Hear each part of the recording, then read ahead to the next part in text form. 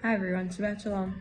In this week's Parashat Beshalach, we learn about the splitting of the sea and how Bnei Israel were singing a song about this momentous occasion, and both the men and the women were singing. In the Torah, we learn about another song that was sung to commemorate a victory and the peace that followed, and that was a song by Dvar the Neviah. And this is the story when Dvar tells Barak to go and wage a war against Canaan, but he hesitates, and she says, okay, fine, so because you're hesitating and you want me to come with you, now the victory is going to be in the hands of a woman. So Sisera, the war general, ends up running away from war. He's running away by foot, and he comes across a tent of a certain person, of Cheved, and the wife, Yael, sees Sisera, and she knows that this is now her opportunity. So she invites Sisera in, and she tells him, come inside, I'll protect you. And she gives him a little warm milk to make him fall asleep.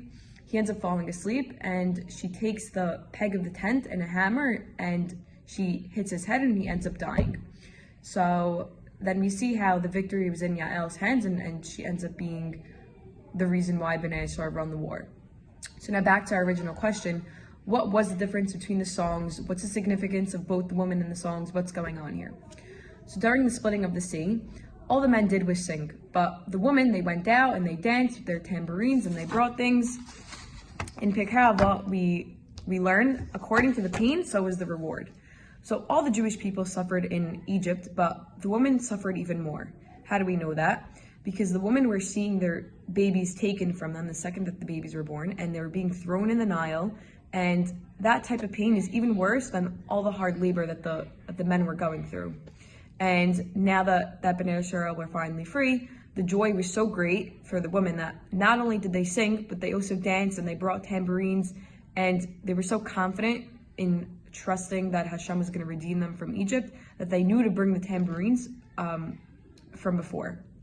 Now our sages tell us, "B'zchut nashim tzidkaniot negalu miMitzrayim." Because of the righteous woman, we were redeemed out of Egypt, and in the future we'll also be redeemed because of the righteous woman.